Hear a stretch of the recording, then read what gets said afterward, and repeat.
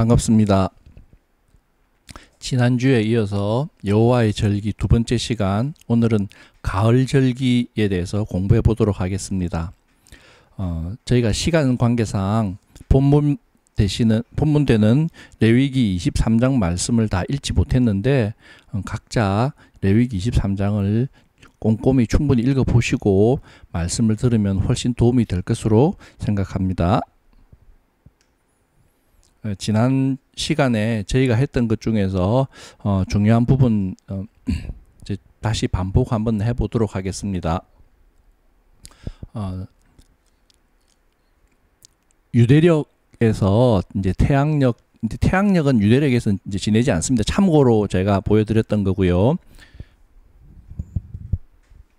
그다음에 이제 종교력 1월이 민간력으로는 7월이 되는 거고, 원래 이제 민간력 1월은 종교력으로는 7월이 됩니다. 그래서 저희 시간도 오후 6시경부터 저녁이 되고 하루가 시작이 됩니다. 근데 저희가 지키고 있는 그레고리안력에 따르면 저희는 0시부터 지키기 때문에 6시간이 유대력이 빠릅니다. 달도 마찬가지로 종교력이 민간력보다 6달이 빠릅니다. 그래서 한 해의 시작을 태양력으로 치면 3에서 4월 정도 되는 시기에 한 해가 시작이 됩니다. 6월절이부터 시작이 되는데, 그 종교력 첫 번째 달이 니산월이라고 합니다.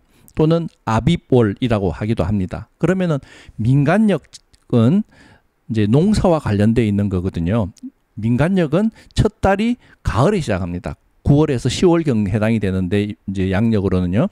이때 처음 민간력이 시작이 돼서 민간력을 티슈리월이라고 이름을 하고 있습니다.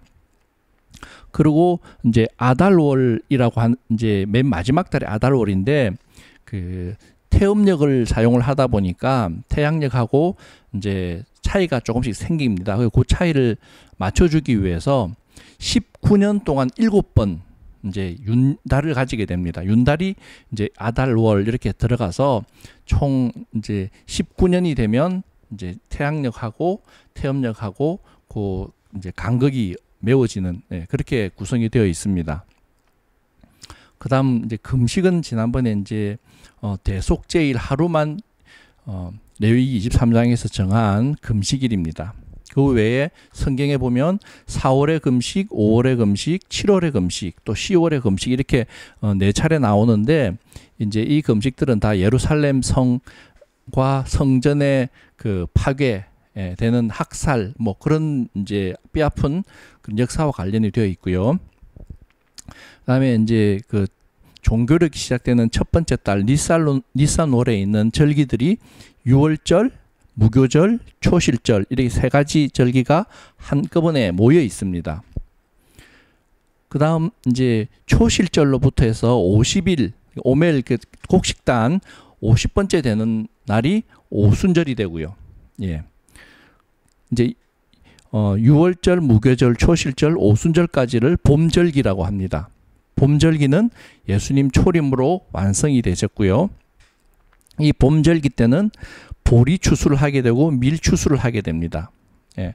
그리고 지난번 이제 슬라이드에 제가 잘못 기재한 게 있어서 제가 수정을 했습니다. 요게 지난번에는 이른비라고 제가 잘못 적었는데요. 이게 늦은 비입니다. 예. 늦은 비고 가을 절기 시작할 때 이제 내리는 비를 이른비라고 합니다. 이제 가을 절기에는 어떤 절기들이 있냐면 나팔절, 대속제일, 초막절, 이렇게 세 가지 절기가 티슈리월에 있습니다. 이제 종교력으로는 7번째, 민간력으로는 첫 번째 이렇게 있습니다.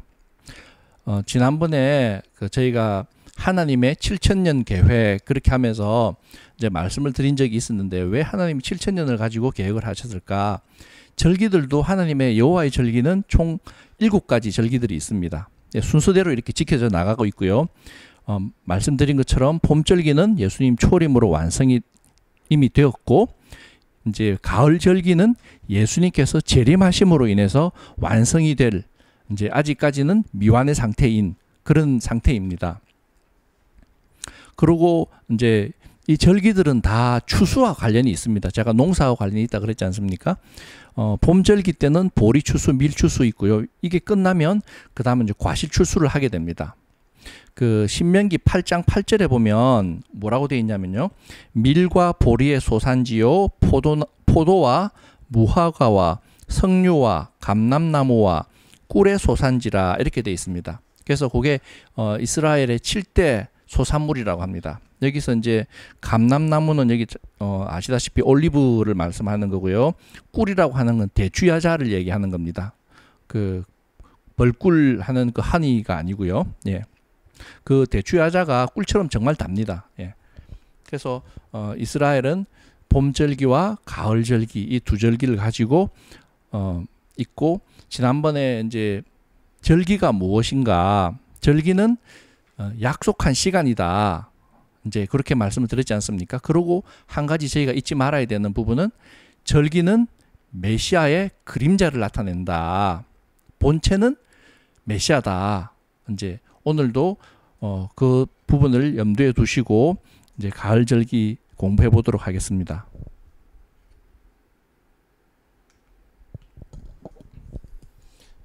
가을 절기는 이제 나팔절, 대속제일, 초막절 이렇게 세 가지가 있다고 말씀을 드렸고요.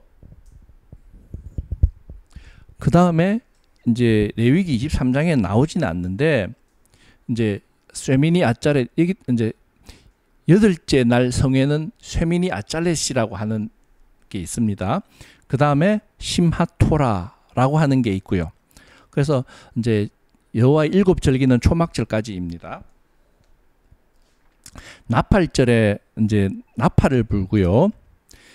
대속제일에도 나팔을 봅니다. 성경은 나팔이라고 하는 것은 이제 경고하는 의미가 있지 않습니까? 예. 이제 적이 공격해 온다든지 그러면 이제 나팔을 불어서 알리게 되는 그런 역할을 하게 됩니다. 그다음 이제 아부월 30일부터 시작해서 대속제일이 되는 티슈리월 10일까지를 40일간 이제 하는 회개의 이제 기간입니다.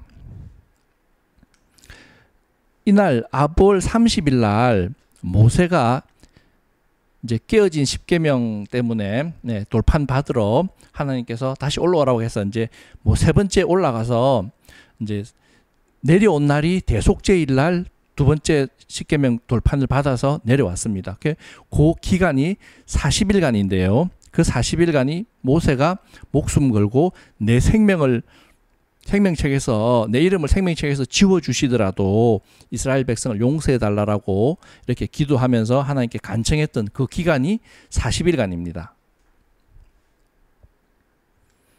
그 다음에 나팔절 티슈리월 1일부터 해서 대속제일 10일까지를 이제 야밈, 노라임 이렇게 해서 회개의 기도를 드리는 시간이고 금식하는 기간입니다. 이제 절기상의 대속제일 하루는 너희를 괴롭게 해 금식하라고 말씀하셨지 않습니까? 근데 이스라엘 백성들은 요 열흘 기간 동안은 금식하면서 이제 대속제일을 준비를 하게 됩니다. 그다음에 참고로 탈무드에 보면요, 그 아담이 창조된 날이 티슈리월 1일이라고 알고 있습니다. 아담이 창조된 게 티슈리월 1일이기 때문에 아담은 여섯째 날 창조되지 않습니까? 그래서 그 거꾸로 이렇게 6일을 세워 들어가다 보면 요 바로 다음 전 달이 이제 엘룰월인데요. 그 엘룰월 그 25일 날 창세기가 이제 창조가 처음 있었던 것으로 탈무드에서는 말하고 있습니다. 이제 이게 끝나면 이제 초막절이 이제 시작이 되거든요. 초막절은 이제 대속제일까지는 그 힘들고 아프고 이제 이런 기간들이지 않습니까? 그런데 초막절은 축제의 기간입니다. 모든 추수가 다 끝나서 곡식들을 창고에 다 이렇게 넣어두고요. 이제 우리나라에도 보면 한가위 날은 뭐 더도 말고 덜도 말고 뭐 한가위만 같아라 뭐 이렇게 하지 않습니까? 그렇게 이제 기쁘고 좋은 날인데요. 초막절도 그런 날입니다. 예. 그래서 모두가 모여서 축제를 벌이면서 즐거워하는 그런 날입니다. 그 다음에 이제 그 쇠미니 아짤렛이라고 하는 거는 뭐냐면 요 날은 하나님이 7일 동안 이제 그 초막절 절기를 끝내고 하루 더 있자. 아쉽다. 하루 더 있자라고 하시는 게 이제 쉐미니라고 하는 게 8을 말하는 거거든요. 8이라고 하는 숫자는 완전수 7이 끝나고 새로운 시작을 하는 이제 뭐 우리가 그 10진법 이렇게 아시지 않습니까? 만약에 하나님 법은 7진법입니다. 7이 끝나고 나면 새로운 시작이 되는 거죠. 8이 새로운 시작을 얘기하는 겁니다. 쉐미니 아짤렛. 그래서 나중에 공부하시게 되겠지만 초막절은 메시아 왕국을 의미합니다. 끝나고 나면 메시아 왕국 다음에 일어나는 것은 이제 새 하늘과 새 땅이지 않습니까? 예, 그래서 이제 쉐미니 아짤렛이라고 하는 게 새 하늘과 새 땅과 연결이 되어 있습니다. 그 다음에 이제 심하토라라고 하는 건데 이건 뭐냐면 1년 동안 토라 공부를 계속 반복해서 합니다. 공부하고 이날 되면 모든 게 다 끝나는 거예요. 모든 게 다 끝나서 우리로 말하면 책거리 하는 것처럼 예, 하나님 이제 그 토라 말씀을 주신 하나님께 찬양하고 감사하면서 이렇게 하는 건데 그 이스라엘 백성들은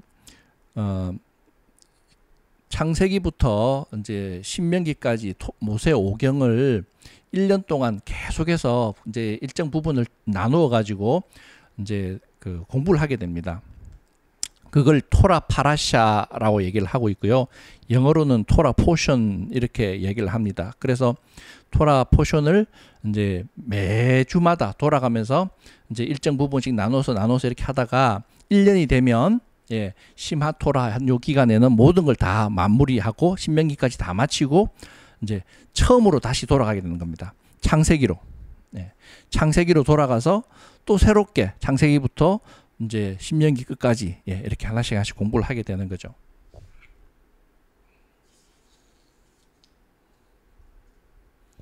이제 쉐미니 아짤렛이 티슈리월 이제 초막절이 끝나는 22일 날 있고 시마토라가 요 다음 날 티슈리 23일 날 있었는데 이제 성전이 파괴되고 난 이후에는 쉐미니 아짤렛하고 시마토라를 한 날에 이제 같이 지내기도 합니다.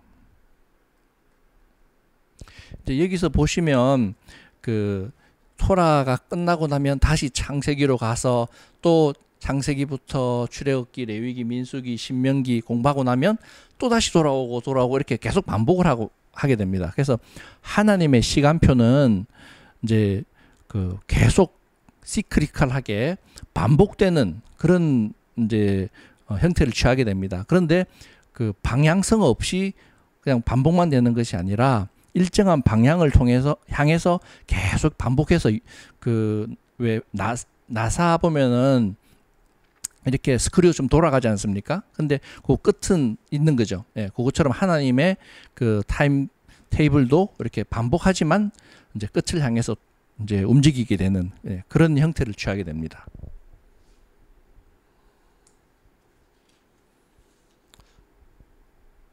예수님께서도 이제 그 안식일 날 회당에 가셔가지고 이제 성경 말씀을 읽으시고 했던 그런 부분들이 토라 포션을 하신 겁니다. 토라 파라샤를 하신 거고요.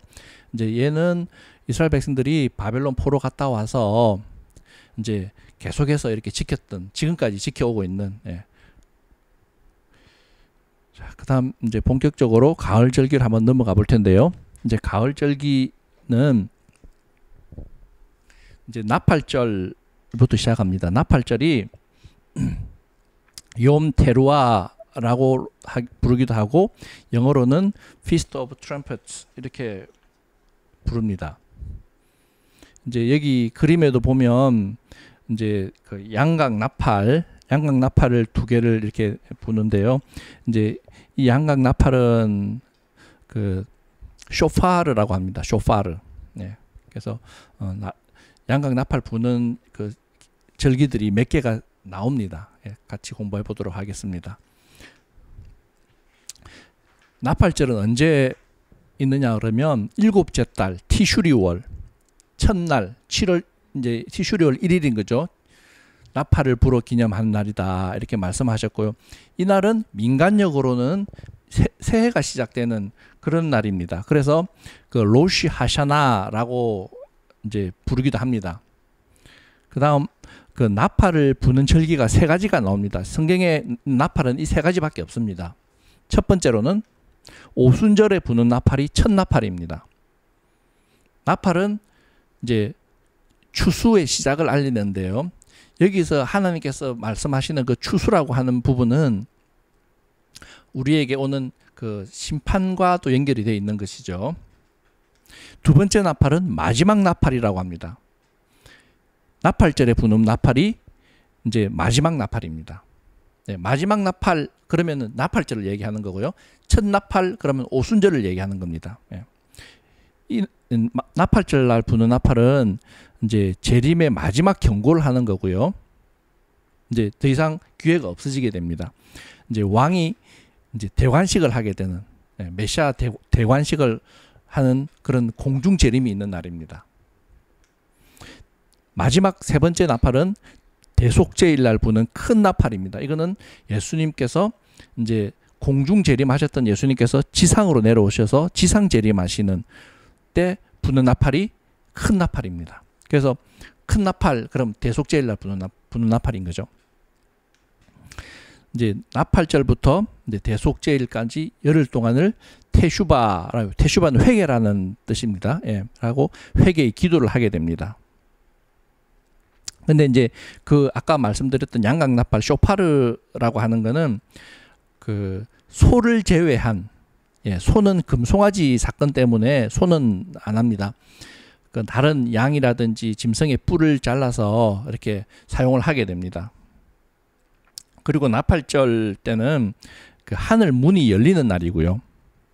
그 다음에 이제 그 대속죄일이 하늘 문이 닫히는 날입니다. 그 나팔절은 티슈리월 1일 첫째 날이니까 이게 그 달이 금음날이지 않습니까? 그래서 굉장히 어두운 날입니다. 근데 예수님께서 오시는 때는 꼭 밤중에 오신다 그랬어요. 훤한 대낮에 오신다고 기록된 내용은 없습니다. 밤중에 오신다고 되어 있습니다. 예수님께서 이 땅에 재림하시는 그때는 이 세상이 죄악으로 어두워져 있는 그때 예수님께서 오신다고 하는 거죠. 그래서 저희는 예수님 오시는 연도는 모릅니다. 그런데 날은 나팔절 날 공중 재림하실 거라고 하는 것을 알고 있는 것입니다. 이거는 다미성교회나 이런 다른 종말론자들이 하는 그런 얘기하고는 다른 얘기입니다. 그 다음에 이제 그 새해 시작되는 민간적으로 새해가 시작되는 첫날이라고 말씀드렸는데요. 새해 1월 1일 계산을 잘못하게 되면 한 해 카렌다가 다 망가지지 않습니까? 그래서 그 첫날 이제 월이 시작되는 첫날에도 그 증인 2명이 달을 보고 이제 첫 달이 뜬다 그러면은 그 산헤드린 공회, 성전에 있는 산헤드린 공회에 보고를 하게 됩니다. 아, 보았습니다. 이제 두세 증인으로 하라 그랬으니까요. 두 증인이 와서 이제 보았습니다라고 하면 받아들여지게 되면 한 달이 시작이 되게 되고, 옛날에는 이제 막 봉화라든지 이런 방법으로 알려줬습니다. 이제 각 지역으로. 근데 이제 중간에 보니까 이게 그 다른 적군들이 그 엉뚱하게 거짓 봉화도 올리기도 하고 막 그래서 중간에 혼란이 생기니까 사람을 보내게 됐었어요. 근데 사람을 보내다 보면 원거리에 있는 데는 가는데 시간이 너무 많이 걸리고 하지 않습니까? 그래서 이제 티슈리월 1일 하고 2일 이틀간을 지켰어요. 나팔절로. 근데 성경에서는 이제 티슈리월 1일 날을 나팔절로 하라 그랬고, 이제 그 새해가 시작되는 이제 나팔절 로시 하샤나에는 증인이 3명이 있어야 됩니다. 2명이 아니라 1명이 더 필요한 겁니다. 그만큼 중요하게 생각을 했던 거죠. 그 다음에 이제 티슈리라고 하는 이제 히브리어를 거꾸로 발음을 하게 되면요, 이제 베르시트, 우리가 지난번 7000년 계획할 때 제일 성경에 처음 나온 단어가 베르시트지 않습니까? 태초에. 그래서 그 하나님이 이제 나팔절 날 아까 우리 보셨던 것처럼 세상을 처음 창조하셨던 것으로 그렇게 유대인들은 생각하고 있습니다. 그 다음에 이제 나팔절의 다른 이름들은 아까 말씀드린 것처럼 로시 하샤나, 새해라고 하는 얘기죠. 두 번째로는 욤 하치카론, 그래서 기억하는 날. 또 하나는 욤 하딘, 심판의 날. 욤이란 말은 다 이제 그 날이란 데이라는 얘기입니다. 그 다음에 욤 테로아, 경고의 나팔을 부는 날. 이거 외에도 뭐 테슈바, 하멜렉, 그러니까 메시아의 대관식이라고 하는 겁니다. 그 다음에 야곱의 환란의 때, 그 다음에 하늘 문이 열리는 날, 죽은 자가 부활하는 날, 마지막 나팔, 욤 하케시. 얘는 숨기는 날이란 뜻입니다. 사탄에게도 이 날은 숨겨져 있고요. 그래서 마태복음 24장 36절에 보면 그 날과 그때는 아무도 모르나니 하늘의 천사들도 아들도 모르고 오직 아버지만 아시느니라. 이렇게 해서 이 날은 숨기는 날입니다. 마귀도 하나님께서 언제 이렇게 나팔절에 예수님이 공중 재림하실지 모르게 되어 있습니다. 이제 나팔절 날이 그 결혼식과도 관련이 되어 있습니다. 메시아가 대관식을 하게 되고요. 이제 나팔절 날 공중 재림을 하신다고 말씀드렸지 않습니까? 예수님께서 공중 재림을 하시게 되면 이 땅에 있는 사람들이 데살로니가전서에 보면 이제 죽은 자들이 먼저 일어나고 이제 하늘로 공중 이제 휴거를 얘기하는 거죠. 들림 받아서 예수님과 이제 결혼식을 하게 됩니다. 근데 그 결혼식에는 이제 저희는 뭐 그냥 만나서 결혼합시다 이렇게 해서 이제 합의가 되면 그냥 바로 결혼식 해서 이렇게 하는데 그 이스라엘은 결혼하는 과정이 조금 복잡합니다. 그래서 그 하나하나 7가지 단계가 있는데요. 한번 살펴보도록 하겠습니다. 이제 그 결혼의 그 길입니다. 포르쉐를 타고 한번 가보도록 하겠습니다. 첫 번째로는 시두킨이라고 합니다. 시두킨이라고 하는 것은 신랑 아버지가 신부를 선택합니다. 하나님께서 우리를 선택하셨지 않습니까? 아브라함이 그 아들 이삭의 신부를 이제 위해서 구하기 위해서 그 종 엘레셀을 보내지 않습니까? 그죠? 그것처럼 신랑의 아버지가 신부를 정하는 그런 과정을 시두킨이라고 합니다. 그 다음 두 번째로는 케투바. 지난 시간에 한번 들어보셨죠, 그죠? 토라는 케투바다, 결혼 계약서다 이렇게 하면서 이제 지난번 말씀드렸었는데요.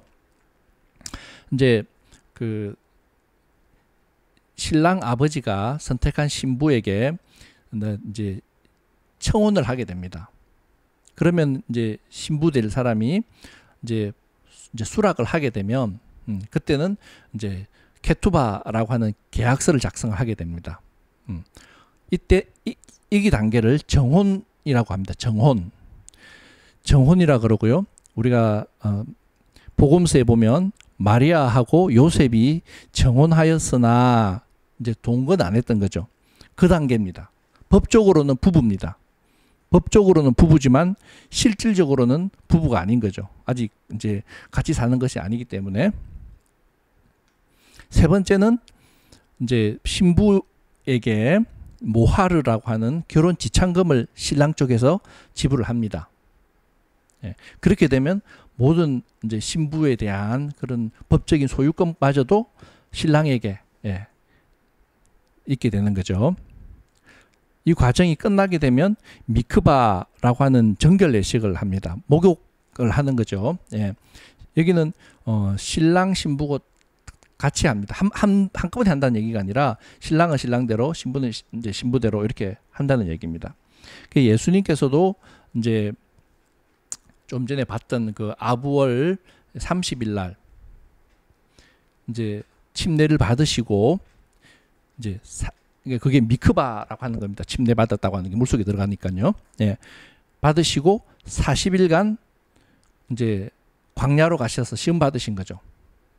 시험 받으시고 이제 제일 첫 번째 메시지가 아시다시피 회개하라라고 하는 메시지를 전달하셨습니다. 예수님께서도.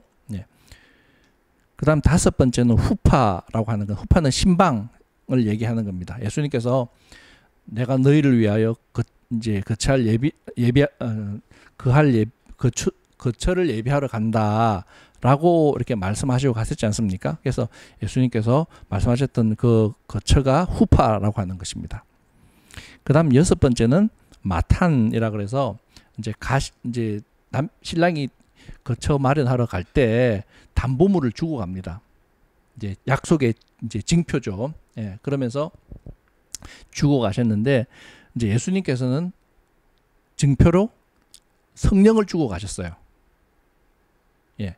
그다음 맨 마지막 단계는 니수인이라 그래서 실제로 이제 동거를 하게 됩니다. 이때부터는 이제 완전한 부부가 되는 거죠. 법적으로나 실질적으로.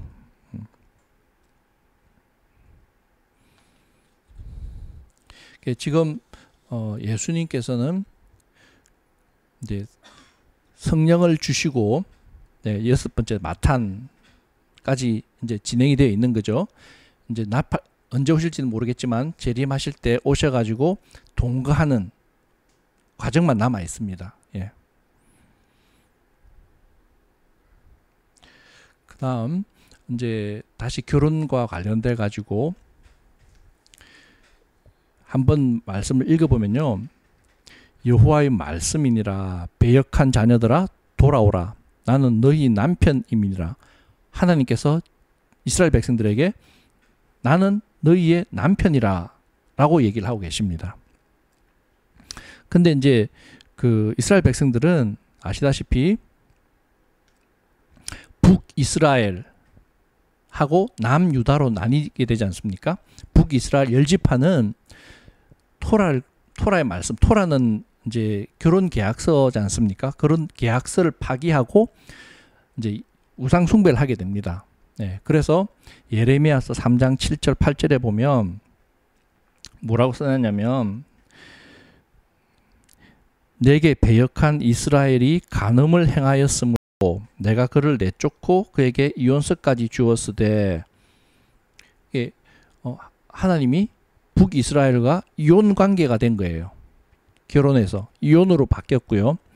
근데 남유다에게는 뭐라고 말씀하시냐면 그의 반역한 자매 유다가 두려워하지 아니하고 자기도 가서 행음함을 내가 보았노라. 그런데 남유다에 이스라엘의 이제 최고 왕이라고 하는 다윗 왕이 있었지 않습니까? 그 다윗 왕에게 하나님께서는 소금 언약을 맺으셨어요. 그 자손에게 영원한 왕위를 주시겠다고. 그래서 다윗과 맺은 언약 때문에 시편 89편에도 나오고요. 역대하 13장 5절에도 보시면 그 내용이 있습니다. 이제 이혼하진 않고 결혼 관계는 유지를 합니다. 남유다는. 예. 그래서 하나님은 이스라엘 백성들에게 나는 너희 남편이다. 너희와 함께 있고 싶다. 계속 지난 시간에도 우리 하나님이 되시고 싶으셔서 하나님께서 이 죄 많은 세상을 직접 내려오셔서 하나님이 거할 처소, 우리가 사는 아파트보다 훨씬 좁은 그런 성막 안에서 거하시고 계속 그렇게 하시지 않습니까? 그래도 말을 안 들으니까 내가 네 마음속에 있겠다. 마음판에 내가 내 토라의 말씀을 새기겠다. 우리 안에 계시겠다. 그렇게 말씀하지 않습니까? 그죠? 하나님은 계속해서 너는 나의 신부다. 넌 나의 신부다. 계속 이렇게 말씀을 하고 계시는 거예요. 이제 한번 이혼을 한 여자는 그 다시 아내로 맞을 수가 없다고 하는 게 신명기에 나타납니다. 좀 전에 저희 이스라엘하고 하나님께서 이혼을 하셨지 않습니까? 그럼 다시 아내로 맞을 수가 없는 거예요. 그런데 남편이 죽으면 그 남편의 법에서 벗어날 수가 있습니다. 이제 이스라엘 백성을 다시 아내로 맞으시기 위해서 남편이 죽어야 되는데 그 죽은 남편이 누구냐 그러면 독생자 예수님이신 거예요. 그래서 부활하신 주님은 새로운 남자가 된 겁니다. 새로운 남자가 되어서 이스라엘 백성과 다시 결혼할 수가 있게 되어 있습니다. 이제 로마서 1장 7절부터 4절, 7장 1절부터 4절에 보면 이제 그런 말씀들이 나오는데요. 이제 4절 말씀 한번 제가 읽어보도록 하겠습니다.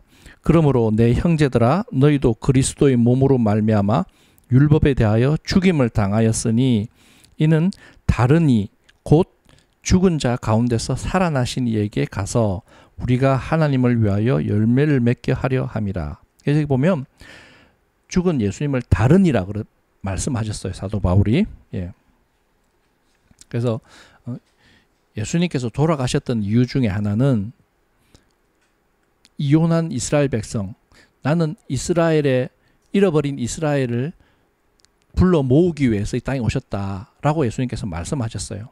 그래서 너희는 다른 데로 가지 말고 이스라엘의 잃어버린 양에게로 가라. 이렇게 하나님께서는 잃어버린 이스라엘을 찾으시는 걸 예수님께 이 땅에 오신 목적이었었던 거죠. 그래서 예수님이 죽으심으로 인해서 이제 다시 결혼할 수 있는 그런 관계가 된 겁니다. 그러면 이제 나팔절 날 공중 재림을 한다고 하셨는데요. 이날 이제 마지막 나팔이 불리면 마지막 나팔은 나팔절입니다. 예. 공중 재림을 하시게 되고 이때 보면 이제 그리스도 안에서 죽은 자와 지상에서 남은 자가 휴거가 일어납니다. 네, 휴거가 일어나고 이제 하나님의 절기를 알고 저희처럼 리허설 하는 그런 사람들은 이제 주님을 도적처럼 맞지 않고 준비된 그런 신부가 되어서 맞을 수가 있게 되는 것입니다.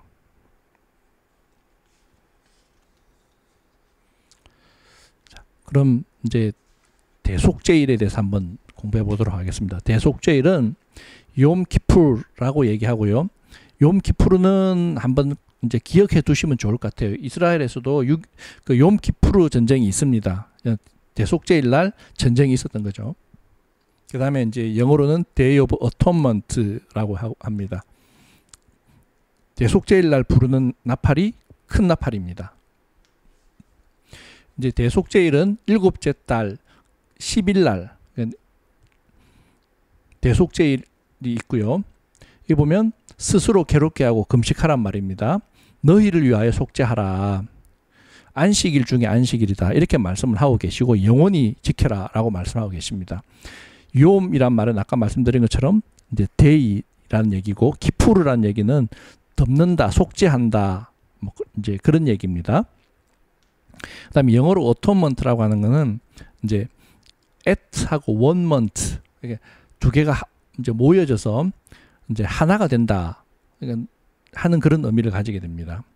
하나님과 우리가 하나가 되려고 그러면 중간에 가로막혀져 있는 그런 죄악이 없어져야 되지 않습니까? 예. 그래서 하나님은 계속해서 우리를 어떻게 하면 하나님과 하나 될 수 있게 해주시려고 이제 뭐 나한테 나오려거든 구약의 제사를 하라라고 말씀을 하시고 항상 예수님의 그 흘리신 보혈의 피로 깨끗함을 받아라라고 말씀하시는 거죠. 깨끗함을 받아서 하는 목적은 하나님께서 함께 계시겠다고 하는 겁니다.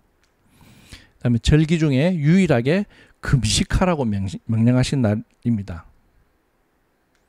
그 다음에 대속죄일은 예수님께서 그 메시아께서 우리 죄를 짊어지시고 하늘 성소에 들어가셔가지고 우리 죄를 완전히 없애주는 것을 상징을 하고 있습니다.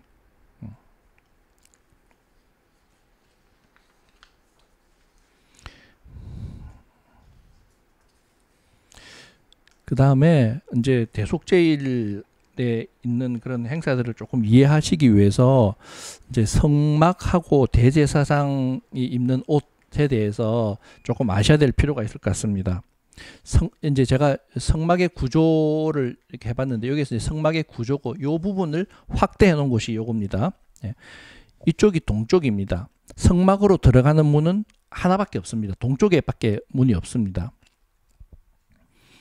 예수님이 유일한 문이신 거죠. 예, 문이시고 이게 이제 그 안쪽에 울타리가 쳐져 있고요. 그 안쪽에 보면 뜰입니다. 이게 뜰이고 여기가 번제단, 예, 짐승 잡아서 제사하는 번제단. 여기가 이제 손 씻는 물두멍. 그 다음에 여기가 이제 성소, 그 안쪽이 지성소 이렇게 되어 있습니다. 그래서 이제 여기 보면 요걸 중간 반으로 딱 나누게 되면 반으로 나눠서 가장 중심 딱 되는 요 지점에 요 두 가지가 있습니다. 번제단이 있고요. 네, 이렇게 여기 상으로는 좀 그러는데 이렇게 나눠서 정확하게 수치상을 계산해 보면 그렇게 되어 있습니다. 그 다음에 그 성소 안에 들어가기 위해서는 처음에 휘장이 있고요. 휘장을 지나서 들어가게 되면 이제 이쪽이 북쪽이고 이쪽이 남쪽입니다. 북쪽에는 떡상, 이제 진설병 놔두는 떡상이 있고요. 그 남쪽에는 메노라, 7촛대를 메노라라고 합니다. 7촛대가 있고 이제 여기 지성소 들어가는 휘장 바로 앞에는 분향단이 있습니다. 분향단에는 이렇게 각 네 모퉁이에 뿔이 있습니다. 그래서 요 이제 지성소로 들어가는 휘장 안쪽으로 들어가게 되면 여기에 있는 것이 언약궤입니다. 언약궤, 법궤, 언약궤 이렇게 얘기를 하는데요. 뭐 언약궤가 더 정확한 표현이라고 저는 생각을 하고 있습니다. 이 언약궤 안에는 뭐가 있냐 그러면 지난주에 이제 우리가 알아봤듯이 그 하나님의 말씀 십계명, 하나님께서 직접 손으로 써서 주셨던 십계명이 돌판이 안에 들어가 있습니다. 하나님이 얼마나 소중하게 생각하시는지 아시겠죠, 그죠? 그 다음에 요 언약궤 앞에는 뭐가 있냐 그러면 만나 항아리하고 아론의 쌍난 지팡이가 있습니다. 그리고 언약궤 옆에는 율법서가 있습니다. 토라 말씀, 모세가 기록한 토라 말씀이 두루마기 그 말씀을 말하는 거죠. 그 다음에 이제 어떤 분들은 이제 그 1년에 한 번 대제사장이 요 지성소로 들어갈 수 있거든요. 지성소로 들어갈 때 지성소는 대제사장 외에는 들어갈 수가 없으니까, 들어가면 죽는다고 했으니까 대제사장 몸에다가 줄을 묶고 이제 움직일 때마다 딸랑딸랑 소리가 나는지 안 나는지 알게 요렇게 방울 달린 요 옷을 입고 이제 지성소에 들어간다. 그래서 소리가 안 나면은 이 죽은 거기 때문에 바깥에서 사람들이 줄을 끌어당겨 가지고 이제 제사장을 바깥으로 끌어낸다 라고들 말씀을 많이 하셨어요. 근데 성경은 그렇게 쓰여 있지 않습니다. 이 대제사장이 지성소로 들어갈 때는 이걸 대제사장 입는 이 옷을 에봇이라고 합니다. 대제사장만 이제 입을 수 있는 옷이죠. 이 에봇을 다 벗습니다. 다 벗고 흰 세마포 옷만 입고 들어갑니다. 예수님께서도 무덤에 들어가실 때 흰 세마포에 쌓여서 들어가시지 않습니까? 그죠? 대제사장도 흰 세마포 옷만 입고 이 지성소 안으로 들어갈 수 있게 됩니다. 그 다음에 대제사장이 지성소에 들어갈 때 딱 한 번만 들어가는 것이 아니고요. 이제 처음에 들어가기 위해서 준비하려고, 제사할 수 있는 준비하려고 한번 들어가고, 그 다음에 한 번은 이제 백성들의 대제사장 본인과 가족의 죄를 이제 속죄하는 그런 걸 하기 위해서 한번 들어가고, 또 한 번은 백성들의 죄, 이스라엘 백성들의 죄를 사하기 위해서, 속죄하기 위해서 한번 들어가고, 이제 맨 마지막에는 막 정리하는, 이제 막 그때 피도 막 뿌려져 있고 막 이렇게 하니까 이제 그 정리하기 위해서 한번 들어가게 됩니다. 그래서 뭐 1년에 딱 하루밖에 못 들어가는 거는 맞는데 딱 한 번 들어가는 건 아닙니다. 그래서 다음으로 넘어가서 보시면 이제 대속죄일은 그 하나님과 얼굴을 이제 대하여 보는 날이다라고 말씀하셨는데 한번 보도록 하겠습니다. 이제 첫 번째로는 속죄 제물을 위해서 수송아지하고 염소를 준비를 하는데요. 수송아지는 대제사장과 대제사장의 집안을 위해서. 대제사장은 이제 같은 죄를 지어도 그 이제 중요도가 더 심각하다는 얘기죠. 그래서 이제 수송아지를 준비를 합니다. 훨씬 염소보다 비싼 거죠. 그다음에 백성의 죄는 염소를 준비를 합니다. 그 다음에 제물의 피를 이제 염소든 송아지든 이제 제물을 잡게 되면 제물을 피를 받아서 휘장에 7번을 뿌리게 되어 있습니다. 손가락에 찍어서 뿌립니다. 이거 뿌릴 때 흰 세마포옷에 피가 튀지 않도록 그렇게 조심해서 뿌려야 합니다. 그 다음에 그 제물의 피를 아까 그 분향단, 그 성소에 있는 지성소 바로 앞에 있던 그 분향단, 이게 뿔이 네 뿔이 있다 그랬지 않습니까? 뿔에다가 그 짐승의 피를 바르게 됩니다. 그 다음에 이제 지성소 안으로 이제 들어왔습니다. 휘장을 통해서 들어오고 나서는 향을 먼저 피워야 합니다. 향을 피워서 지성소 안에는 이제 발광체가 없습니다. 지성소 안은 아까 성소에 있던 메노라라든지 그런 불을 밝힐 수 있는 곳이 전혀 기구가 없습니다. 근데 하나님의 자체가 빛이 되시는 거죠. 예. 이거를 이제 시은좌라고 하고 속죄소라고 하기도 합니다. 이게 두 그룹이 붙어 있고요. 요 안이 이제 박스입니다. 언약궤 10계명 담아놓은 박스고 요걸 속죄소라고 합니다. 여기 사이에 하나님께서 계시겠다고 하는 거거든요. 그래서 그 안에 들어가게 되면 향을 피워서 하나님을 직접 얼굴 보게 되면 죽는다고 했으니까 향을 피워서 너희가 죽지 않도록 향을 피우라 그랬습니다. 그래서 향을 먼저 피워서 안을 향 연기로 가득하게 만든 다음에 이제 대제사장이 들어가서 그 언약궤 위에다가 이제 제물의 피를 뿌리게 되는 그런 과정을 거치게 됩니다. 그래서 대제사장은 이제 1년에 한 번 그 하루 들어가서 하나님을 이게 이제 하나님 얼굴을 마주 본다는 얘기입니다. 그래서 그 대면하는 날이다. 근데 이제 아까 여기서 피 뿌린다 그랬는데 그 피 뿌리는 것도 그 장소가 다 다릅니다. 휘장 장소도. 이제 일반 평민들이 개인의 이제 속죄를 위해서는 번제단 이제 뜰에 있는 번제단 뿔에다가 피를 바릅니다.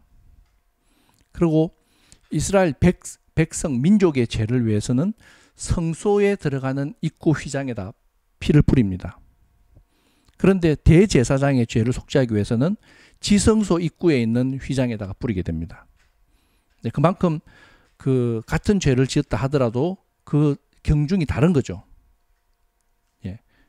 그래서 지금으로 치자 그러면 이제 그 성직자 목사님들이나 이런 분들이 짓는 죄하고 일반 이제 그 평신도들이 짓는 그 죄가 설령 죄명은 같다 할지라도 하나님 보시기에는 다르게 보신다는 거죠. 그리고 이제 그 이 언약궤는 예루살렘 성전이 해파되면서 파괴될 때 이게 사라지게 됩니다. 어디다 숨긴 것 같은데 아직 찾았다는 말은 없습니다. 근데 이게 안 보이던 언약궤가 계시록에 보면 나타납니다. 계시록에 보면 이제 계시록 11장 19절에 보면 그 하늘에 있는 하나님의 성전이 열리니 성전 안에 하나님의 언약궤가 보이며 이렇게 되어 있어요. 그래서 하나님께서 이제 이 언약궤를 숨겨 놓으신 거겠죠, 그죠? 그리고 계시록에서는 하나님께서 그 하나님의 성전에서 새로 나타나게 되는 그만큼 하나님은 그 이스라엘 백성들과 맺었던 그 언약에 대해서 소중하게 생각하고 계시는 거죠. 목숨 걸고 하나님께 지키시는 거죠, 하나님께서. 그래서 예수님을 보내시고 죽임 당하게 하시고 까지라도 언약을 지키시는 거죠, 하나님께서는. 그리고 대속죄일 날 이제 대속죄일은 심판하는 날이지 않습니까? 그래서 아마겟돈 전쟁이 끝나는 날이 대속죄일입니다. 아마겟돈 전쟁은 다 들어보셨을 걸로 아는데요. 아마겟돈 전쟁은 이스라엘하고 다국적 연합군하고 사이에 이제 일어나는 전쟁입니다. 스가랴서에 보면 14장에 보면요. 14장 2절에 보면 내가 이방 나라들을 모아 예루살렘과 싸우게 하리니 이렇게 되어 있습니다. 그래서 다국적 연합군하고 이스라엘하고 싸우는데 아시다시피 이스라엘은 굉장히 작은 나라입니다. 우리나라 경상남북도 모아놓은 정도밖에 안 되는 그런 조그마한 땅에서 인구도 한 600만 정도 그거밖에 안 됩니다.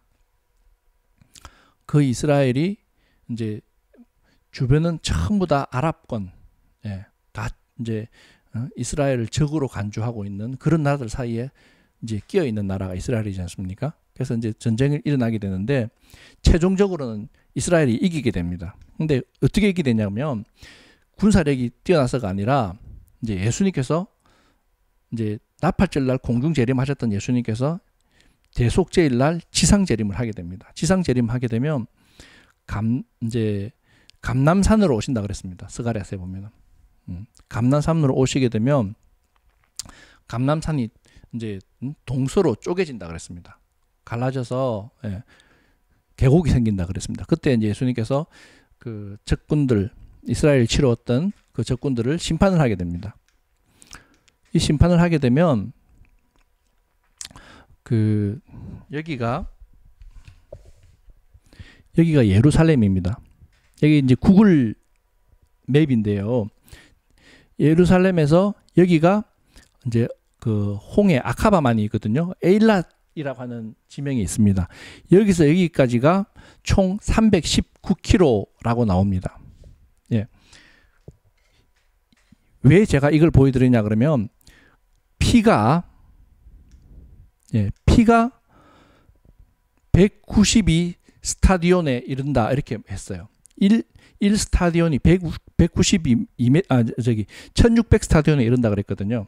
그래서 1 스타디온이 192m입니다. 그래서 1600 스타디온을 192m로 곱해보면 307km가 나와요.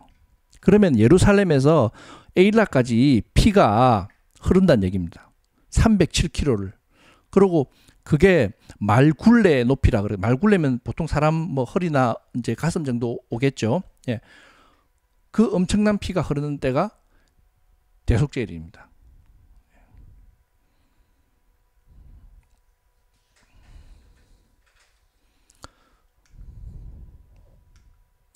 그리고 이제 대속죄일 날에는 이스라엘 민족들이 그 지금도 이스라엘 안에는 예수님을 이제 메시아로 인정하는 유대인들을 메시아닉 주라 그러지 않습니까? 그런 분들이 아주 소수긴 하지만 그런 분들이 계시고 대부분의 이제 이스라엘 백성들은 이제 예수님을 메시아로 인정하지 않습니다. 근데 이날 대속죄일 날 예수님을 메시아로 인정하는 민족적인 회심이 일어나게 됩니다.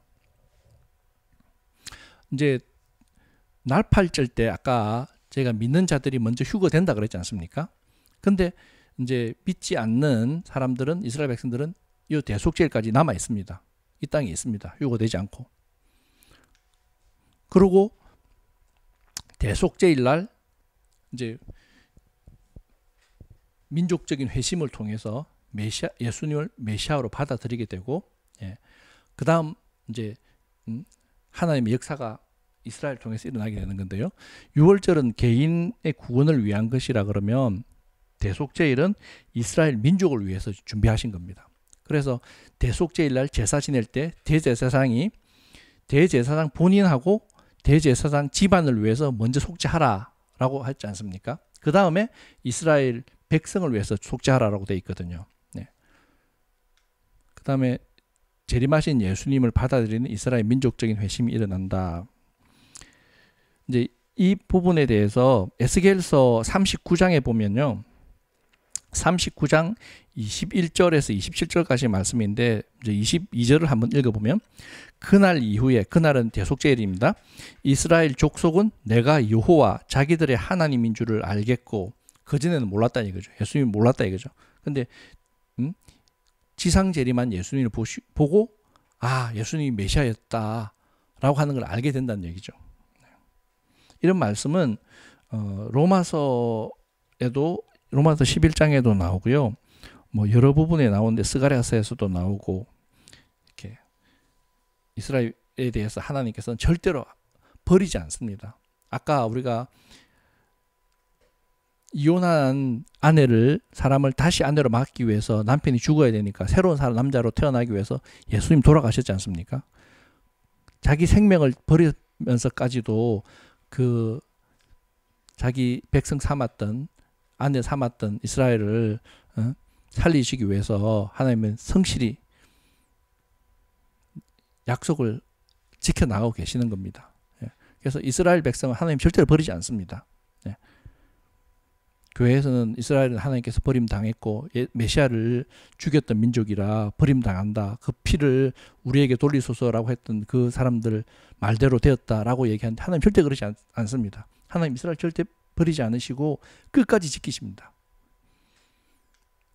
그리고 이제 그 희년이라고 하는 게 있는데요. 희년은 이제 50년마다 한 번씩 돌아옵니다. 그래서 7 안식일이 지나 끝나는 대속제일 날 희년을 선포를 하게 됩니다. 희년을 선포하게 되면 이제 포로들 다 풀어줍니다.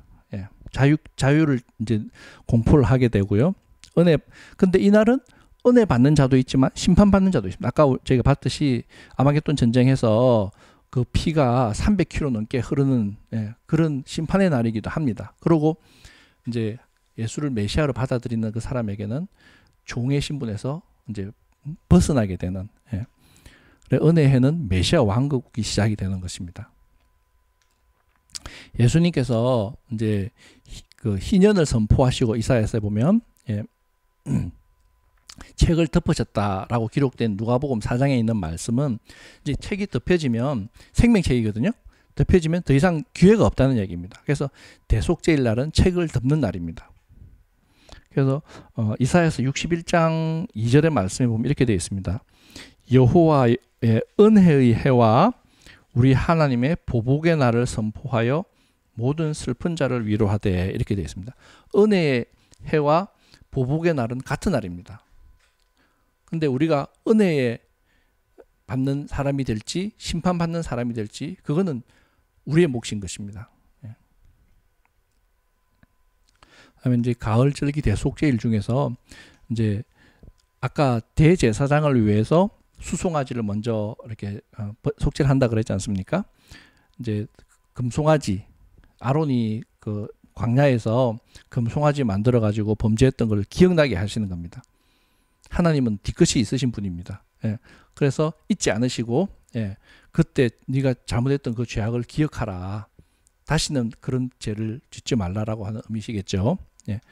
그 다음에 이제 하나님을 위한 염소하고 아사셀을 위한 염소 두 마리 염소를 가지고 속죄를 하게 됩니다.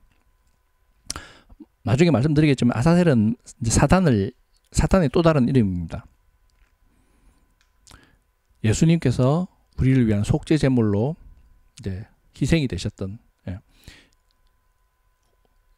의미가 있습니다.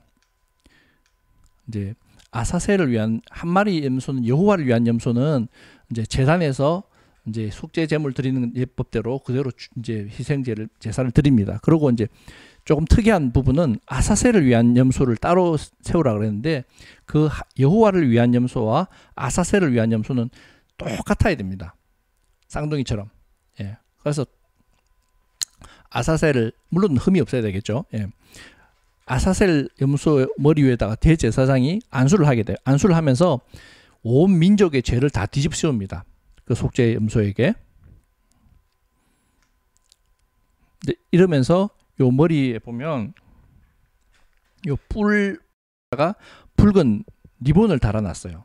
그래서 리본을 이제 반은 염소 뿔에다 묶고요. 또 반은 성전 문에다가 문고리에다가 묶습니다. 그 다음에 아사셀을 위한 염소를 끌고 이제 동쪽 문으로 나갑니다. 동쪽 문으로 나가서 이제 한 20km 정도 거리를 가게 됩니다. 20km 가면 유대 광야에 그 몬타르산이라고 하는 곳이 있습니다. 거기 가서 이제 아주 죽이게 되는데요. 가는 사이사이에 그 10개의 중간 정거장을 두고 그 유대인들은 안식일에 이동할 수 있는 거리 제한이 있으니까 그 10개의 정류장을 만들 때 돌아올 수 있는 거리까지 감안해 가지고 10개 정류장을 뒀다고 합니다. 그래서 이제 동쪽으로 계속 가게 됩니다. 동쪽으로. 지난주에 말씀드린 것처럼 그 동쪽으로 가는 것은 죄악을 상징을 합니다. 성경에 동쪽으로 갔다 하는 기록들 있는 사람들 보면 다 범죄한 사람들입니다. 그래서 동이 서에서 먼 것 같이 이렇게 이제 우리 죄가를 우리에게 멀리 옮기셨다라고 하는 시편 103편에 있는 말씀이 이제 이게 적용이 될 수 있는 것입니다. 그 다음에 이제 몬타르산에 도착하게 되면 이제 아사셀 염소를 그 절벽으로 떨어뜨려서 죽이게 됩니다. 근데 죽이게 되는데 떨어져서 죽게 되면 왜 이렇게 떨어져서 죽이느냐 하면 얘가 이제 성경에 보면은 이제 광야의 노을진이라 이렇게 되어 있습니다. 그냥 뭐 광야에 놓으면 잘못하면 얘가 돌아오면 안 되잖아요. 성전으로. 예. 죄가 멀어졌는데 다시 돌아오면 안 되니까 이제 절벽에서 떨어뜨려서 죽이게 됩니다. 죽이게 되면 이 염소가 죽게 되면 성전 문에 묶어놨던 빨간색 리본이 흰색으로 바뀌었답니다. 그래서 그 너희 죄가 주홍 같을지라도 희어질 것이요라고 했던 이사야서 말씀처럼 이제 아사셀 염소가 죽게 되면 그 실제로 그렇게 색깔이 바뀌었다고 합니다. 이제 아사셀이라고 하는 거는 사탄을 이제 의미하는 건데, 여기서 이제 그 아사셀 양을 이렇게 떨어뜨려서 이렇게 죽이게 되면, 죽이는 것은 이제 마지막 때 사탄을 묶어서 결박해서 영원히 불타는 불못으로 던지게 되지 않습니까? 그걸 상징을 하고 있습니다. 여기서는. 이제 그 누가복음 4장에 보면 좀 재밌는 장면이 하나 나타나는데요. 이제 그 사람들이 예수님을, 이제 회당에 있던 예수님을 묶어서 예수님 말씀을 듣고 동네 밖으로 막 쫓아냅니다. 쫓아내면서 예수님을 낭떠러지에서 떨어뜨려서 죽이려고 합니다. 그래서 그 장면에 성경이 뭐라고 되어 있냐면, 누가복음 4장 29절에 보면 일어나 동네 밖으로 쫓아내어 그 동네가 건설된 산 낭떠러지까지 끌고 가서 밀쳐 떨어뜨리고자 하되, 이렇게 되어 있어요. 이게 아사셀 염소 절벽에 떨어뜨리는 것처럼, 예, 그 사람들은 예수님에게 그 마귀다, 예, 라고 하는 것을 뒤집어 씌워서 죽이려고 했던 의미를 가지고 있는 거죠. 근데 예수님을 절벽에서 떨어뜨려 죽이려고 했던 것은 이제 40일 시험 받으시고 성전 높은 곳에서 이제 떨어뜨리려고 했던 장면하고요. 요 장면, 누가복음 4장에 나온 장면하고 이렇게 나옵니다. 예. 이제 이걸로서 이제 대속죄 이런 정리를 하고, 그다음에 이제 초막절입니다. 초막절은 장막절 또는 수장절이란 이름으로 불리기도 하고요. 이제 히브리어로는 수콧이라고 하고 영어로는 테버나클스라고 표현을 합니다. 이제 수콧은 7째 달 15날. 예. 무교절도 15날이었지 않습니까? 그죠? 예. 수콧도 15날부터 일주일 동안 이제 성회로 모이라고 합니다. 여기서 이제 8째 날 모이는 성회는 아까 말씀드린 것처럼 쉐미니 아짤렛이라고 하는 게 8째 날 성회를 쉐미니 아짤렛이라고 합니다. 수콧이란 말은 가축이 이제 거하는 임시 처소를 얘기를 하는 거고요. 이제 창세기 보면 야곱이 이제 그 하란에서 돌아오면서 이제 그 가축들을 많이 이렇게 가져왔지 않습니까? 그래서 이제 그 가축들이 머물 수 있는 곳, 그 임시 처소를 만들었던 곳을 수콧이라고 합니다. 그 지명 이름이 수콧이었습니다. 창세기 33장 17절에 보면 야곱은 수콧에 이르러 자기를 위하여 집을 짓고 그의 가축을 위하여 우릿간을 지었으므로 그 땅 이름을 수콧이라 부르더라라고 되어 있어요. 예. 여기 보시면 이제 그 좀 그 엉성하게 좀 지어져 있지 않습니까, 그죠? 예, 엉성하게 이제 초막을 세워놓고 있습니다. 그래서 40년간 광야 생활을 기억하는 그런 절기고, 그 보리로 제일 처음 보리 추수하는 게 이제 그 초실절, 그죠? 초실절 날 보리 추수하고 6월 오순절 날 밀 추수를 하게 되고, 예.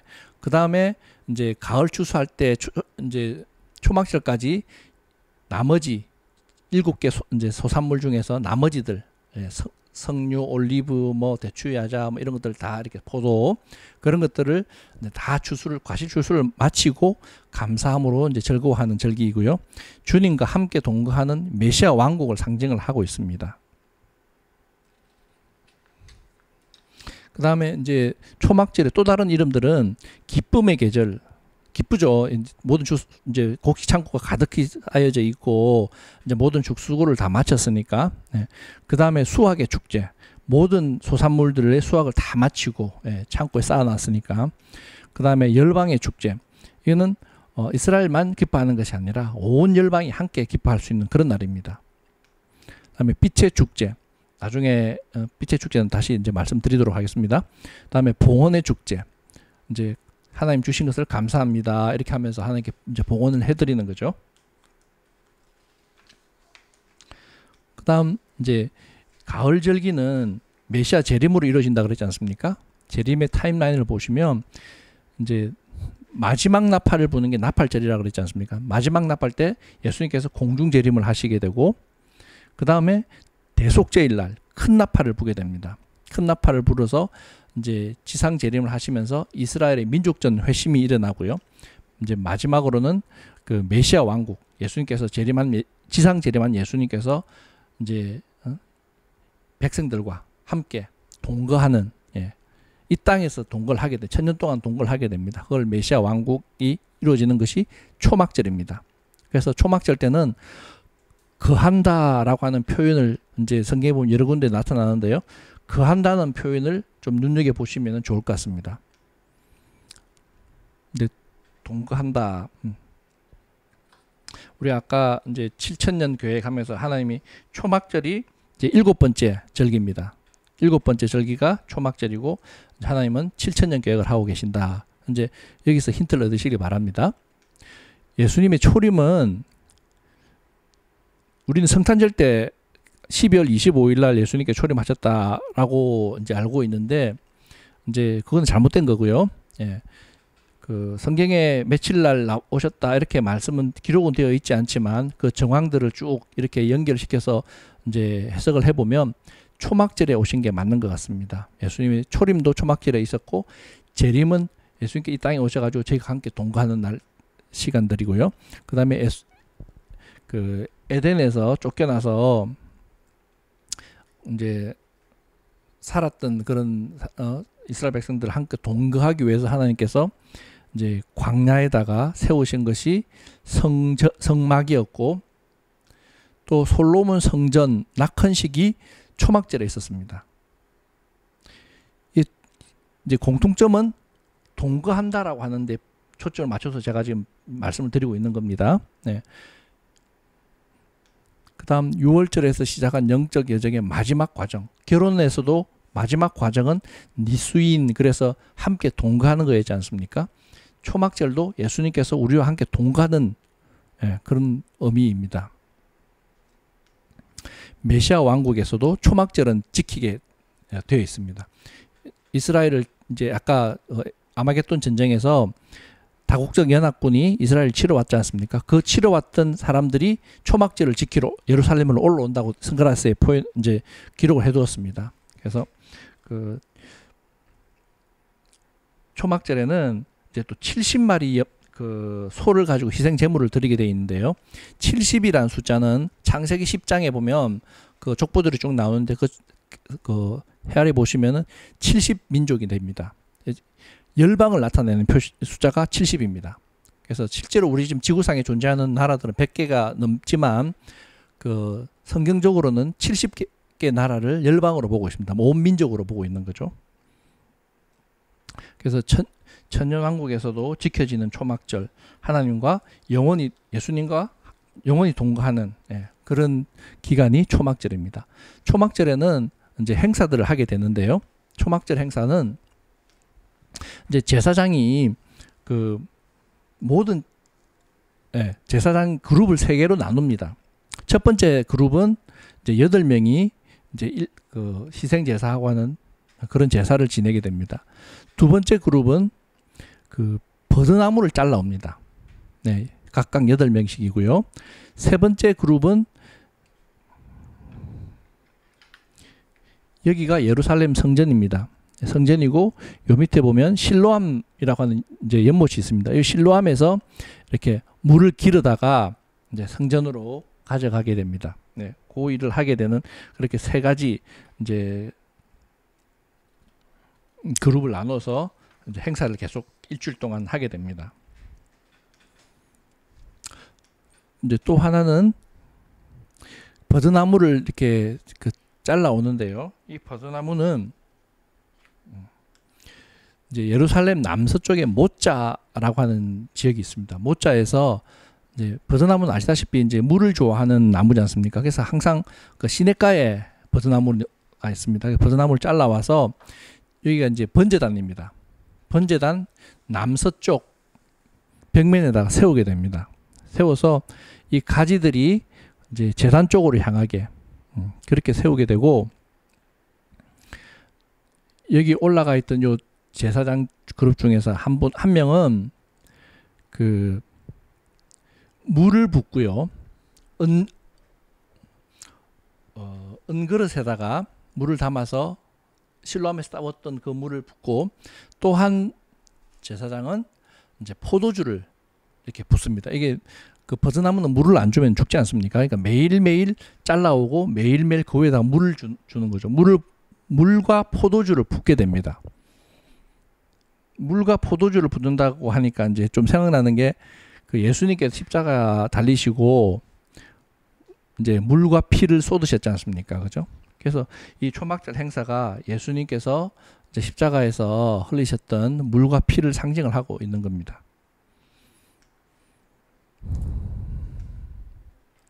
또 초막절에는 제단을 돌기를 하는데요. 지난번에 이제 말씀드린 것처럼 여기 그 성전 구조라고 한다 그런다면, 여기가 이방인들의 뜰이라 그랬지 않습니까? 그 다음에 여기가 여인들의 뜰, 그 다음에 요 안쪽이 유대인의 뜰, 그 안쪽이 제사장의 뜰, 이렇게 되어 있다고 그랬는데요. 이때는 제사장의 뜰이, 원래는 제사장들밖에 못 들어가는 건데 모든 사람에게 다 오픈이 됩니다.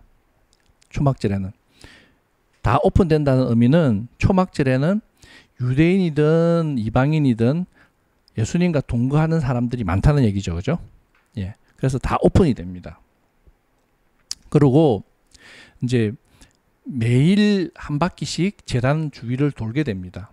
돌 때 시편 118편을 암송을 하면서 돌게 되는데요. 이제 왼손에는 아름다운 나무 실과를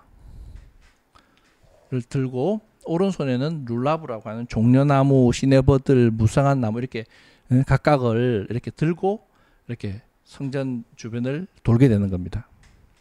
이제 그 이런 룰라브를 들고 하는 거는 성령을 이렇게 하면 바람 소리가 나니까요. 예, 성령을 상징한다고 합니다. 그리고 마지막 날에는 7바퀴를 돌게 됩니다.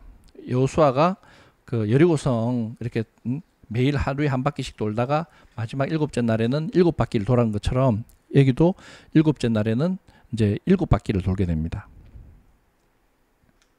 그 다음에 아까 말씀드렸던 빛의 축제를 하게 되는데요.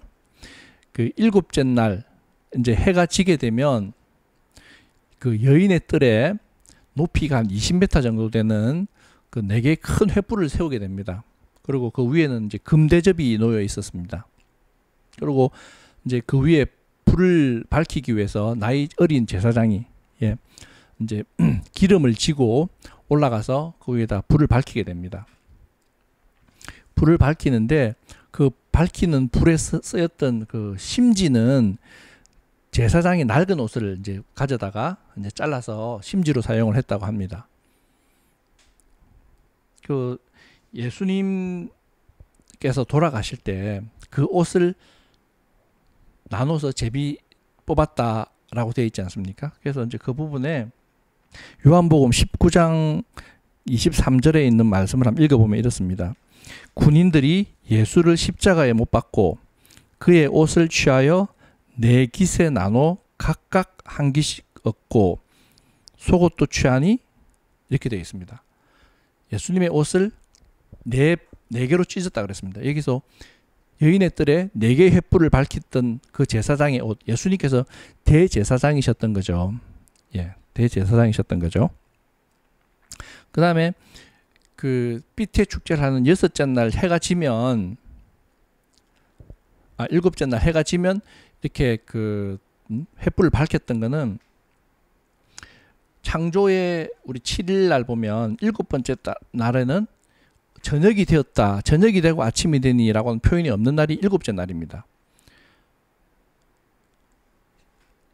그래서 6째 날까지는 저녁이 되고 아침이 됐다. 저녁은 어둠이지 않습니까? 예수님과 동거하는 그런 메시아 왕국 7째 날에는 어둠이 없는 거죠. 예, 그래서 늘 예수님이 빛이 되시니까. 예. 예수님께서도 나는 세상의 빛이다. 나를 따르는 자는 어둠에 있지 아니한다. 이렇게 요한복음 18장에서 말씀하고 계십니다. 그 다음에 초막절을 배경으로 하고, 이 축제는 그 다음날 이제 해가 뜰 때까지 전부 다 막 이렇게 기쁨의 그런 축제를 벌였다고 합니다. 그 다음에 이제 초막절을 배경으로 하고 있는 성경 장면들을 보면 이제 간음하다 잡힌 여인이 있는데요. 이제 성경에서 이제 제사장들이 아까 봤던 그 성전 구조 기억하시는지 모르겠는데 여인의 뜰 앞에 있던 그 문이 니카노 문입니다. 니카노 문인데 제가 한번 볼게요. 예, 여기가 여인의 뜰이고요. 이 문이 니카노 문입니다. 예, 니카노 문 안쪽, 이 안쪽에서 지나서 안쪽에서 성전을 바라보면서 제사장들이 여기가 성전입니다. 예, 이제 안에 지성소가 있겠죠. 바라보면서 이제 나팔을 불고 하나님을 찬양을 하게 됩니다. 근데 이제 이렇게 찬양하는 거는 그 이방 신들을 섬기는 사람들은 동쪽을 보고, 동쪽에서는 해가 뜨지 않습니까? 동쪽을 보고 이제 자기 신을 태양신을 숭배를 하는데, 우리는 이스라엘 백성은 하나님만을 찬양합니다라고 하는 의미로 이제 해 뜨는 곳을 등지고 성전을 바라보면서 성전에 하나님이 계시니까 보고 이제 하나님을 찬양을 하게 되는 겁니다.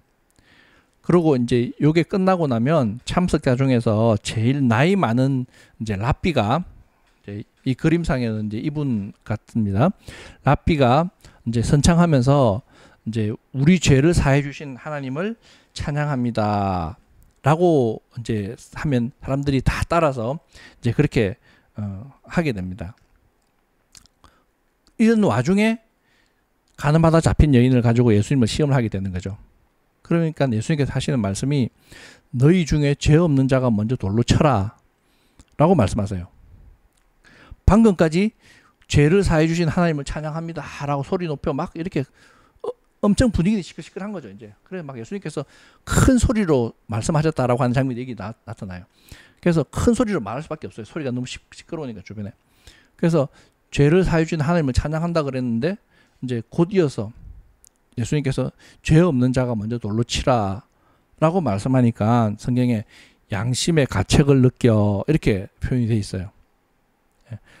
그래서 이제 예수님께서도 이제 사람들이 다 떠나가고 난 다음에 나도 너를 정죄하지 않겠다.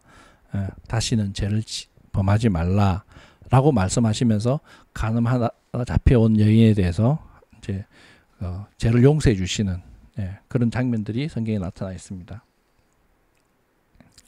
그래서 가을 절기는 이제 그 초막절로 이제 마무리를 하게 되는데요. 호세아서 11장 8절에 보면 이런 말씀이 있습니다. 에브라임이여, 에브라임은 북이스라엘을 얘기하는 겁니다. 10개 지파, 내가 너를 어찌 놓겠느냐. 이스라엘이여, 내가 어찌 너를 버리겠느냐. 내가 어찌 너를 아드마같이 놓겠느냐. 내가 어찌 너를 스보임같이 두겠느냐. 내 마음이 내 속에서 돌이키어 나의 긍휼이 온전히 불붙듯 하도다. 여기서 이제 아드마, 스보임 이런 지명들은 그 소돔 고모라 심판받을 때 멸망했던 그 성읍들을 얘기하는 것입니다. 그래서 하나님께서 이스라엘 백성들에게 하나님을 떠나 갔던 그 10개 지파 북이스라엘에게 네가 멸망당하는 걸 난 원치 않는다. 돌아와라. 돌아와라. 계속 말씀하시는 거예요. 예. 그래서 테슈바, 돌이키는 날, 하나님께로 돌아가야 된다. 우리는 하나님은 우리와 함께 거하시기 위해서 너무나 원하셔서 이제 우리를 에덴 동산에 만드셨고 또 범죄한 아담을 에덴에서 쫓아내셨지만 하나님께서 범죄한 아담하고 그 후손들과 함께 동거하기 위해서 성막을 지으라고 하셨고 또 그 범죄함으로 인해서 이혼했던 그 이스라엘 백성들을 살려주시기 위해서 예수님 독생자 보내셔서 살려주시고 또 초막절 때 동거하겠다, 나랑 동거하자 그러면서 계속해서 사랑의 메시지를 저희에게 지금 보내고 계시는데 이제 우리가 그 사랑의 메시지를 받고 반응할 수 있는 시간은 그렇게 많은 시간이 남아있다고 생각하지 않습니다. 예. 그래서 그날까지 우리 마음을 하나님께로 돌이키는 그 테슈바라고 돌이킨다라고 하는 것은 이제 성경 말씀을 보고 말씀이 우리의 거울이 되어서 거울에 비춰진 나의 모습을 보고 잘못된 부분을 수정을 하지 않습니까? 화장이 잘못됐으면 화장도 고치게 되고 뭐 헝클어진 머리도 수정하게 하는데 우리의 잘못된 모습을 비춰주는 것은 성경 말씀입니다. 예. 성경 뭐 율법이라고 표현되어 있지만 이제 율법은 굉장히 잘못된 번역이라고 생각을 하고 있습니다. 저는. 예. 근데 그 율법은 우리의 죄를 깨닫게 해주신다 그렇게 했지 않습니까? 그 말씀을 앞에 비춰진 나의 모습을 가지고 말씀대로 돌아가면 되는 겁니다.